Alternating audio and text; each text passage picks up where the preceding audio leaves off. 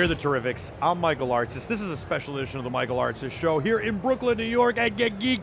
Oh my God, I missed you during that commercial break. You guys are amazing. We're having so much fun. I've got a very special guest. I've got Brad from HP on, and he is the guy who created the Sprout. Now this thing is unbelievable because this brings 3D printing and scanning to the masses. So, you know, we have a 3D printer. We got it like back in the days when it was like, oh my God, this is the first consumer 3D printer, and it really sits on a shelf and we rarely use it because it's almost impossible to use. You said, I'm going to make this work for the masses. I'm going to make it so they can scan something, they can tweak it, they can print it, boom, and it's affordable. Exactly right. You had to be a guru on 3D printing, 3D scanning, and all the by the form way, factors. You still have to be unless you're with the Sprout. That's right. Right now, with a simple understanding of apps and click and point and touch screens, we brought all of that easy use kind of capabilities of a tablet, but brought it into a dual screen, all-in-one PC, and then brought in camera capture and a projector that enables 3D capture down to a 0.5 millimeter resolution. And it's as simple to use as downloading an app and clicking a couple buttons. You place the object you want to scan right on the touch mat, light cycles through a bunch of different patterns, and it then reconstructs that object right in front of you. So this is the Wowie Rev. We love it. It's you liked RC cars as a kid, I imagine. Totally, yeah. It's RC car coupled with video games. So basically, you've got virtual weapons. You can play your friends, and it's got an AI. We could literally map this car through the 3D mapping and print it out. That's right. I could take this car, put it on the HP stage, and it would rotate it, take all the angles, I'd flip it over, take more scans of it, and then on the screen I'd have a 3D representation of this car that then I could bring into other CAD software, colorize everything. Our scans are unique in that it takes a high-res color image of the car as well. So it's not just the 3D data, but the color. So if I wanted to keep the color, I could print out the same color. This is amazing. I mean, I'm really blown away because when I heard about it, all I wanted to do was see it, and I see it here tonight, and I'm really blown away because I see how we struggle. Okay, so let me just tell you something real quick. Adam has the 3D printer in his office, and I went up to him, these microphones. We have one little piece on one of these microphones that's broken. They don't make this piece. This little piece, you know, they get a little beat up on the road. Look, the microphones are $400. Do you really want to buy a new microphone? No. Hey, Adam, do you think you could recreate this? He's like, no, I can't make this on the 3D printer. But now you can because it's so easy, he could just scan it and do it.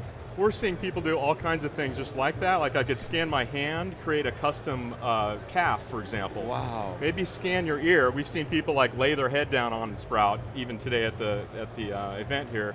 You could scan your ear, get the inside detail that you have a custom mic or custom earpiece that fit right into your ear. I love those. That's right. Could you scan this bear, this little, this is the Love and Learn bear from Future of Play, and it's really awesome, and it's a plush toy, but could you scan this and print it out in a 3D model? Some of the flexible things are a little more challenging, sure. But if I could prop this up so it doesn't move and flop around, I could actually scan this. This size would fit just right on Sprout, so we could do that.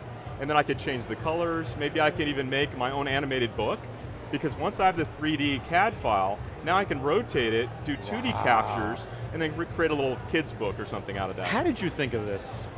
It was over years of working at HP in the imaging scanning, but I said, why is a scanner integrated with a printer and so hard to use? Right. So I wanted to integrate scanning, and we started off with 2D capture, right into your desktop, so I'm in my software application that I want, and anytime I say, hey, I want that object in there, I just want to place it there and have it imprint. You had to be sitting there and say, like, here, I'll take that back from you. I know it's fun, but it's better as a set piece.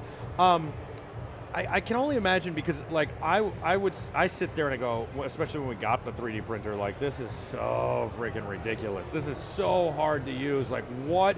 Who would do this? This is never going to catch on until somebody does what you did. And so you're sitting at HP, and I got to imagine you're like, we have the printer technology, we have the scanner technology. Why is everybody making this so hard? It could be so easy, and we can do it and make it affordable. That's right. It's similar to what HP did back 20 years ago in printing. Inkjets? Just inkjet printing. Yeah. So we're looking at 3D printing and 3D scanning in a very similar way. And thank God for HP. Yeah. I mean, to get rid of the remember dot matrix? Yeah. And that stupid ribbon? Oh my God, because not everybody could Well, now afford we have a laser page printer. wide array, and the paper just shoots past this one bar, and it's printed like that. Wow. So, I mean, imagine what we can do for the 3D printing and 3D in general. I mean, our vision on 3D is that it's the next thing. Everybody's going to be thinking and looking and viewing interfaces, and the content in the interface will be 3D, and the world is 3D, so you have to be able to bring it into the computer. I think the most amazing thing is yes, you can make 3D artwork, you can make 3D pictures, you can do all this stuff, renderings can be so much easier, but then, you know, like I always say, like, okay, if the knob on my stove breaks, that's really bad, it's dangerous. It's dangerous. I mean, how long is it going to take for Jen Air to send me a new stove thing? How am I going to get that? It's not a part that's like readily available at stores.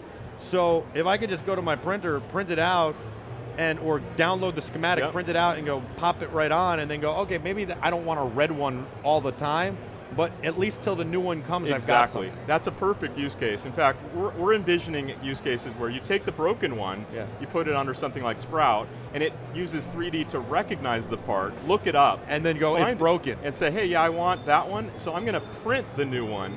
But that print of the new one is a whole new form of manufacturing, where instead of going back to a warehouse where they had stored hundreds of those, they just do on the job per part, and they say, hey, we got someone that has a 20-year-old stove, that part doesn't exist anymore, but we're going to go ahead and 3D print it because we've got the file. And now parts always exist. It's going to always, so in the future, everything that exists in the world will have a 3D file associated with it, just like today everything's on Google and on the internet. It'll be like that for 3D. Brad, so imagine this was a kid's toy, and then you 3D printed it. That's what I did. I put that on Sprout. Yep. It rotated around, scanned it to 0.5 millimeter resolution, and then I printed it on the, we bundle Sprout with a Dremel printer. Sure. This is right on the desktop, right over there, and about 4 or 5 hours later, this is what I get. Wow. And this is real plastic. Sure. So the material properties are going to be good enough, certainly for this kind of thing. But for knobs, brackets, several things, just cosmetic things, today it's more than effective for those types of replacement parts. How much is Sprout? Sprout is $18.99. So reasonable. Less than most all-in-ones. Sure. And you get the high-res scanner, 3D scanner, dual touch screens. Wow. We're bundling it with the Dremel printer for $25.99. So you get the Dremel for $200 less. Wow. I think at the show we're giving a deal even on the turntable stage. We call it the HP 3D capture stage, which automates the process of 3D capture. Wow. So you're basically like under $3,000 all in for everything. That's correct. And easy to use. This was made on it as well? Yeah, so I took a skull in the spirit of Halloween and added some little Play-Doh horns and eyes. And this shows that you can combine physical creativity on the spot, then I can scan it in, now have a digital model of this, then I can then digitally model things. Like I could put a hole here and put a candle holder, for example. Wow. And then 3D print that. So That's really genius. blurring the line. That's why we call it blended reality. Did you feel, when you went to them and said, I want to do this, and they said, okay, do it, which I imagine was not easy. I mean, I know HP is a great company and they're very visionary, but it's not easy. I'm sure everybody who works there has an idea that we just got to do, right? Yeah. It'd be saying it lightly to say that it was a challenge. It required a lot of paradigm shifts, even within a big company like HP, to say, hey, we want to do scanning differently. Scanning now is attached to a PC. We have dual screens. Lots of technology had to be integrated, and to convince executive and management to do that was quite a feat. But. Well, and it's corporate America. The corporate structure in corporate America is that things move slowly. So it takes you a while, and then once they kind of go, okay, you got the nod, let's do this. Do you feel a great responsibility, especially because HP is such a legendary company, not to screw this up and to do it right and to make sure it's perfect and it works every time, it's reliable, and it's good quality? And I think that's why HP was the perfect fit for this. Because when we came up with this idea, I was thinking, this could be a startup, maybe a different company. But I looked at all the technology. It's basically taking the best pieces that HP had to offer in different business units. So we had imaging, capture, scanning, printing, and then we had the PCs, low cost, supply chain, manufacturing. So not very many companies have that key ingredients that you can pull together to build it. Right. So once we saw that, we said, okay, HP really could do this, and we were actually able to pull it off in 18 to 24 months. Wow, that's very fast, green-lighted. Especially in corporate America. Right. I could imagine that, at some point you were like a little bit nervous though, with like, can we do this? Are we going to pull it off? Are we going to you know, I mean it was a double-edged sword when it was green-lighted, because we said, yeah, we want this funded. This is the greatest thing. We've got tons of feedback. We've been working on it for 5 years. It was finally green-lighted, and they said, how long is it going to take us to get this market? And I said, 2 years. And they go, nope, it's got to be 1 year. Wow. So that was the double-edged sword. It's like, okay, we finally got this baby. We can get this onto the shelves, but now we're going to have to assemble a team and get this done in half the time. Wow. So there was a tremendous responsibility, a lot of stress to try to figure out how we're going to pull off such basically a miracle in such a short amount of What's time. it like when you walk into a Best Buy or any of these other stores and you see it on the shelves? Well, it's a tremendous amount of pride, Yeah. personal accomplishment, but also there were hundreds of people that worked on this, hundreds of people that took a courageous step to greenlight it and approve it. So when I look at that, it's like hundreds of people, partners, also with NHB, but also external partners that helped fund it and put really a lot of hard sweat, hard hours, long hours. So I look at that and go, it's really a miracle, and finally a big company can show that they can innovate too. Yeah. You know, it's not just startups anymore. So. Well, and HP has always innovated, and this would have been, you're right, it would have been very clunky for a startup. Brad, thank you so much for your time. Thank you very much. You definitely are going to go down in the history books, that's for sure, and they'll be writing a book about you and telling your story for many years to come. HP is a great, legendary company that has always just been on the cutting edge of technology and inspired. And you know, I think that they have always looked to treat people the right way, and that there's no better proof of that than in Steve Jobs' book when he was kind of taken under the wing there and let in after pushing himself through the door. Right. And I love that story too, because that's very Michael Artsis of Steve Jobs to do. Yes. Or I'm very Steve Jobs of him. I don't know how it goes, but thank you, Brad. I love it, it's awesome, and hopefully we'll get one of these soon, because we've got to be on Sprout and doing things so much easier.